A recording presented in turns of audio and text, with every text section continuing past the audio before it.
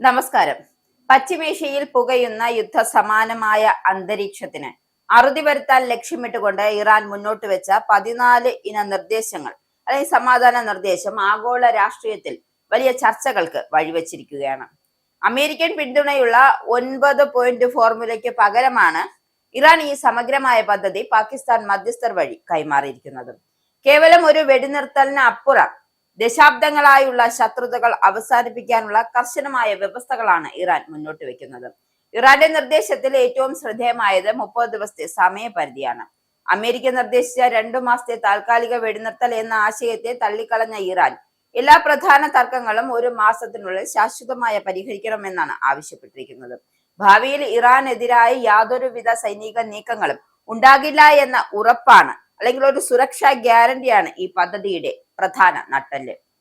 മേഖലയിലെ അമേരിക്കൻ സൈനിക സാന്നിധ്യം പൂർണ്ണമായും പിൻവലിക്കണമെന്ന ആവശ്യം ഇറാൻ ശക്തമായി ഉന്നയിക്കുന്നുണ്ട്. ഇറാന്റെ തകർന്നുപോയ സമ്പദ് വ്യവസ്ഥയെ പുനരുജ്ജീവിപ്പിക്കുക എന്ന ലക്ഷ്യത്തോടെയുള്ള കർശനമായ സാമ്പത്തിക ഉപാധികളാണ് ഈ 14 നിർദ്ദേശങ്ങൾ ഏറ്റവും നിർണായകമായ ഭാഗം. ഇറാനെ ശ്വാസം മുട്ടിക്കുന്ന അമേരിക്കൻ ഉപരോധങ്ങൾ നിരുപാധികം പൂർണ്ണമായി നീക്കം ചെയ്യണം. ഇതാണ് ഇറാന്റെ പ്രാഥമികമായ ആവശ്യം. വിദേശ ബാങ്കുകളിലായി അമേരിക്ക മരവിപ്പിച്ചു വെച്ചിരിക്കുന്ന ഇറാന്റെ ശതകോടിക്കണക്കിന് ഡോളർ ഉടൻ വിട്ടു നൽകണമെന്നും വർഷങ്ങളായി തുടരുന്ന സാമ്പത്തിക ഉപരോധങ്ങളും സൈനിക സമ്മർദ്ദങ്ങളും മൂലം രാജ്യത്തെ അടിസ്ഥാന സൗകര്യങ്ങൾക്കും സാമ്പത്തിക മേഖലയ്ക്കും ഉണ്ടായ വൻ നാശനഷ്ടങ്ങൾ അമേരിക്ക അർഹമായ നഷ്ടപരിഹാരം നൽകണമെന്നും ഇറാൻ ശക്തമായി ആവശ്യപ്പെടുന്നുണ്ട്. ഇതിനു പുറമെ അന്താരാഷ്ട്ര തലത്തിലുള്ള നാവിക നിയന്ത്രണങ്ങൾ നീക്കം ചെയ്തുകൊണ്ട് ഇറാന്റെ എണ്ണ വ്യാപാരത്തിൽ മറ്റ് വാണിജ്യ ഇടപാടുകളും തടസ്സമില്ലാതെ മുന്നോട്ട് കൊണ്ടുപോകാനുള്ള പൂർണ്ണമായ വ്യാപാര സ്വാതന്ത്ര്യം ഉറപ്പാക്കണമെന്ന നിർദ്ദേശത്തിൽ വ്യക്തമാകുന്നുണ്ട്. എന്തായാലും ലോകത്തിലെ ഏറ്റവും പ്രധാനപ്പെട്ട എണ്ണ ഗതാഗത പാതയായ ഹോർമൂസ് കടലിടുക്കിന്റെ നിയന്ത്രണമാണ് മറ്റൊരു നിർണായകമായ പോയിന്റ്. ഹോർമൂസ് കടലിടുക്കിലൂടെയുള്ള സമുദ്രപ്രവാഹം തടസ്സമില്ലാതെ തുടരുന്നതിന് ഇറാൻ കേന്ദ്രീകൃതമായ ഒരു സുരക്ഷാ സംവിധാനം ഏർപ്പെടുത്തണമെന്ന നിർദ്ദേശമുണ്ട്. ഇത് സമുദ്ര സുരക്ഷ ഉറപ്പാക്കുന്നതിനൊപ്പം ഈ മേഖലയിലുള്ള പാശ്ചാത്യ രാജ്യങ്ങളുടെ ഇടപെടൽ കുറയ്ക്കാനും ലക്ഷ്യമിടുന്നുണ്ട്. ഇറാന്റെ പദ്ധതി വെറുമൊരു ഉഭയകക്ഷി കരാറല്ല, മറിച്ച് ലെബനൻ ഉൾപ്പെടെയുള്ള അയൽ രാജ്യങ്ങളിലെ സംഘർഷങ്ങൾ കൂടി അവസാനിപ്പിക്കാൻ ലക്ഷ്യമിട്ടുള്ളതാണ്. പശ്ചിമേഷ്യയിലെ റെസിഡന്റ് ഗ്രൂപ്പുകളും പാശ്ചാത്യ ശക്തികളും തമ്മിലുള്ള പോരാട്ടത്തിന് ഒരു വിരാമമിടാൻ ഈ പദ്ധതി സഹായിക്കുമെന്നാണ് ഇറാൻ വിദേശകാര്യ മന്ത്രാലയം അവകാശപ്പെടുന്നത്.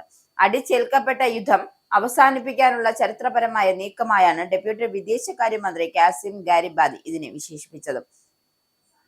അമേരിക്കൻ പ്രസിഡന്റ് ഡൊണാൾഡ് ട്രംപിന്റെ പ്രതികരണം ഇറാന്റെ ഈ നീക്കത്തെ കൂടുതൽ സങ്കീർണമാക്കുകയും ചെയ്യുന്നുണ്ട്. ഇറാന്റെ ഭരണ നേതൃത്വം പരസ്പര വിരുദ്ധമായി സംസാരിക്കുന്നു എന്നും ഇറാൻ ഇതുവരെയും അവരുടെ പ്രവർത്തനങ്ങൾക്ക് വലിയ വില നൽകിയിട്ടില്ല എന്നുമാണ് ട്രംപിന്റെ നിലപാട്. പദ്ധതി പരിശോധിക്കുമെന്ന് പറയുമ്പോഴും സൈനിക നടപടികൾ ഇപ്പോഴും മേശപ്പുറത്തുണ്ട് എന്ന ട്രംപിന്റെ മുന്നറിയിപ്പ് ചർച്ചകളുടെ ഭാവി അനിശ്ചിതത്വത്തിലാക്കുകയാണ്. ഇറാന്റെ 14 പോയിന്റ് പദ്ധതി ഒരു നയതന്ത്ര വെല്ലുവിളിയാണ്. അമേരിക്കയുടെ ഉപരോധങ്ങളെയും സൈനിക സമ്മർദ്ദങ്ങളെയും അതേ നാണയത്തിൽ തന്നെ നേരിടാനാണ് ഇറാൻ ശ്രമിക്കുന്നത്. പന്ത് ഇപ്പോൾ അമേരിക്കയുടെ കോർട്ടിലാണ്. ഇറാൻ പറയുമ്പോൾ ലോകം കാത്തിരിക്കുന്നത്, അതായത് എന്താവും ഇതിന്റെ മുന്നോട്ടുള്ള പോക്ക് എന്നത് ലോകം കാത്തിരിക്കുന്നത് അമേരിക്കയുടെ അടുത്ത നീക്കത്തിനായാണ്. സമാധാനത്തിനുള്ള ഈ അവസാനവട്ട ശ്രമം പരാജയപ്പെട്ടാൽ അത് പശ്ചിമേഷ്യയെ കൂടുതൽ കടുത്ത യുദ്ധത്തിലേക്ക് തള്ളിവിട്ടേക്കാം.